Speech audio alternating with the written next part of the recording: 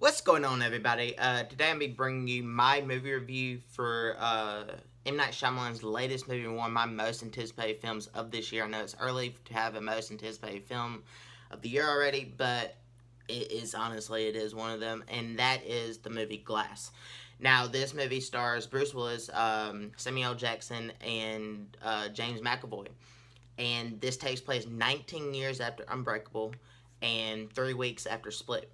Because if you didn't know, this is the conclusion to M. Night Shyamalan's superhero trilogy type deal that he's been working on since 2000, which is the year Unbreakable came out, and then Split came out, and it was his own thing until the very last credit scene that had Bruce Willis, and it linked it to Unbreakable, and no one knew that it was, tied into that until that scene, and now you have Glass, which everyone knows is easily a sequel to Split, and it is a sequel to Unbreakable.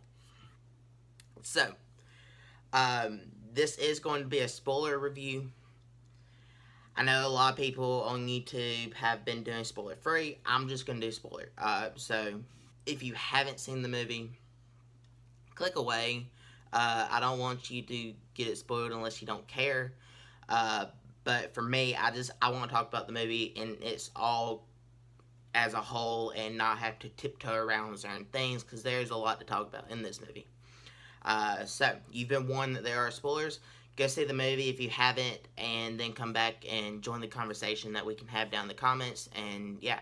But we're just going to dive right in. So, this movie starts off with David Dunn, Bruce Willis's character, with him hunting down Kevin Crumb, or the Beast, or the Horde, whatever you want to refer to him as, James McAvoy's character. And when he ends up finding him, they get into a really good fight. And the action sequences in this, as there are not a lot of them, you should know that. Not going in to think that, oh, this is going to be an epic M. Night Shyamalan Marvel action film, since it has superheroes and villains and stuff like that. No, it has the same pacing as Unbreakable did for a good bit of this movie. It feels like he basically took the pacing of Split with the psychological thriller and Unbreakable with the good character piece type deal and combined those two, and it worked for me. So don't go into thinking that this is going to be a big action movie. You get really good little action scene in the beginning when they first fight, and then the last 20 minutes maybe, it has some really good action. But anyways, back to that. So they end up fighting, and they end up getting sent to this insane asylum. Which you might be thinking, why is Bruce Willis's character going to an insane asylum? Because he is. And technically, he's been breaking the law for all these years, playing superhero. But in this insane asylum is where Samuel Jackson's character has been for the past 19 years. And they've been keeping him under morphine, so that way, he can't move or anything. He's basically paralyzed. He can see and hear things that's going on around him, but he can't move for himself. He's stuck in this wheelchair. And because, he's the mastermind, he's really smart. And apparently he had broken out of the place when he first got in there and stuff like that. But yeah, so it picks up with them and this psychiatrist woman who's trying to prove to them that they're not beyond, the paranormal. They're not superheroes. They're not supervillains. They're just normal people who have this disease, mental illness, that, makes them think this. And for the most part, she almost flips Bruce Willis's character in thinking that, but it doesn't work. And then, you get a lot of good scenes with James McAvoy. Holy shit. James McAvoy in this is fucking phenomenal. Honestly, he alone is worth going to see this movie. If you haven't watched Split, if you haven't watched Unbreakable, you really need to watch those, but just go watch him. Watch him in Split and then watch him in this, because he does all the 24 identities in this one. In Split, he only did maybe 6 or 7 personalities, jumping back and forth, and not really that. But in this one, he is constantly jumping back and forth in personalities, and it's honestly a marvel to watch him work. I honestly think he deserves an Oscar for his performance in this movie. I think that he is probably the best actor working today. And I know that's a big statement to make, but I honestly couldn't see anyone else pulling this off as well as he does. But back to talking about the movie, you know, the acting is actually really good. James McAvoy, of course, is the standout. And honestly, his character has the most to do in this movie. So why it's called Glass, I get why it's called Glass, but at the same time, it's like, shouldn't it have been called The Beast or The Horde or, something else dealing with him, because he's really the main character in this movie. But, it's called Glass, and I get why. It's just because it's called Glass and Mr. Glass was in it, I get it, but I kind of wish that his character had done more. I mean, I get that he's the mastermind, but I feel like Samuel Jackson, his character didn't really do enough to justify this being called Glass. That's just my opinion. That's really the only fault that I have with this. The directing of this movie, the pacing of it, the editing of it, the color palette for, like, the rooms in the asylum, the way that they filmed it, the way that they did certain angles. I loved it. I loved every minute of this movie. I walked in with a smile on my face, hoping that it was going to be good, and I walked out, and constantly throughout the movie, I had a big old smile on my face, because I was just enjoying this movie. I'm a fan of Unbreakable. I saw Split first in 2016. I'm a fan of Unbreakable. I like the movie. Not my favorite. I love Split way more than I do Unbreakable, and this is honestly up there with Split. All three of them are great, and the ending to this, I know it has a lot of people divided, and I get that. I really do, because, going to the whole place where it's called Glass, I get why it's called Glass because of the ending. And, with his whole master plan of, okay, we're going to go to the tallest building opening, we're going to have David and the Beast fight, and the whole world's going to see that we exist. Villains and superheroes exist. Comic books are a way of, over glorifying our history, but it is historic. And I like that whole sense. I've always loved that idea. Especially being a huge nerd and stuff, I really did enjoy that. And I like the way that he did. I love that, he never intended to go to that building. I enjoyed the way that they connected Kevin's dad's death to everything on how he was on the same train that David was on, Bruce Willis's character in Unbreakable, that Mr. Glass derailed and basically killed everyone on that train except for Bruce Willis's character. I love that. I love the way that they did that. I love the way that Glass actually went out. I thought that was a good death for him.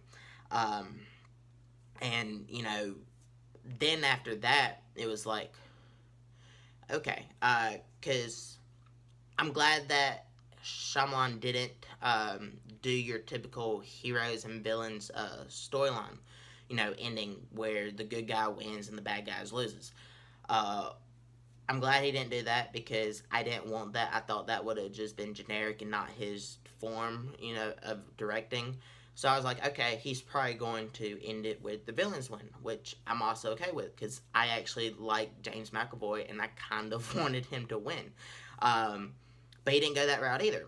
So with the whole twist of the people that came in, that psychiatrist that came in was part of a secret organization that controls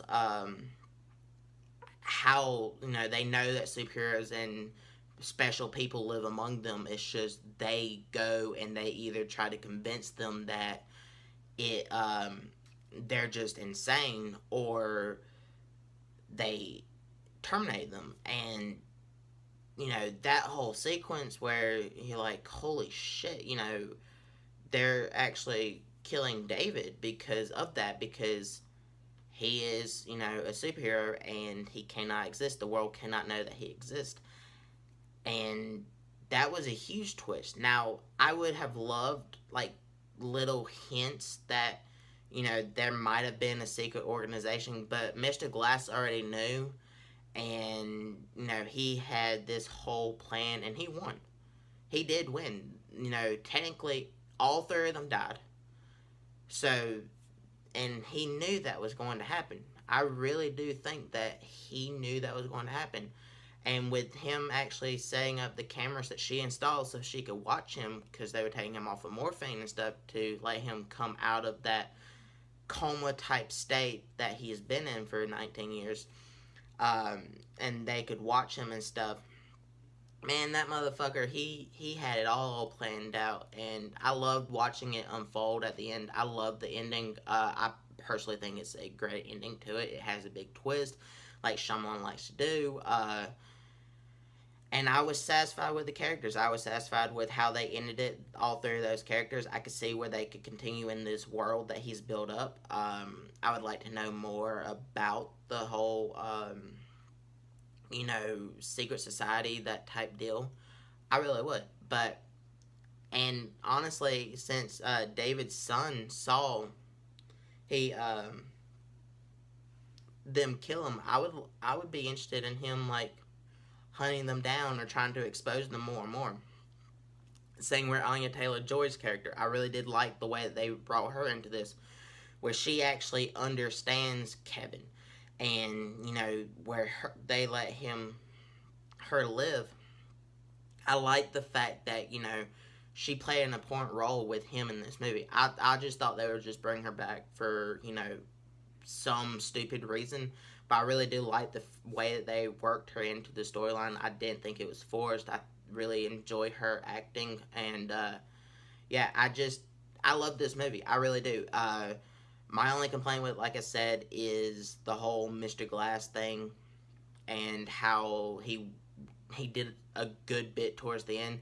He wasn't really in it for the majority of the movie, except for in, like, a coma-type state of mind. But yeah, other than that, Glass is great. It's a great conclusion. You're either gonna like the ending or you're not. If you just, listen to me tell you the ending, then, and you hadn't seen the movie, you were warned. But maybe you'll like it, maybe you won't. Let me know down in the comments. Let me know if you liked it. Anyways, if you did see the movie, did you like it? Did you not? Do you think that it was rushed? Do you think that the characters made stupid opinions? I mean, I read up on reviews and stuff, and I disagree with a lot of the reviews that people are saying, because they're like, the last act of the movie doesn't make any sense, or it's rushed, or it's just a stupid ending. It made perfect sense to me. I followed it completely. I liked it. I liked that it was different. So, yeah. Anyways, guys, I'm going to give Glass an A. I'm not going to give an A+, just because of the fact that of my whole sense about Mr. Glass not really doing too much in it. I would like to seeing more of him, interacting with David. I would like to see more of him, I would just like to have seen him more in the asylum, moving around, putting things in motion, and actually seeing that. But yeah, that's just one little fault in a 2 hour and 10 minutes, I think, is the runtime. Maybe 2 hours and 20. But yeah, A is still really good. Definitely worth going to check out. But yeah, like I said, comment down below.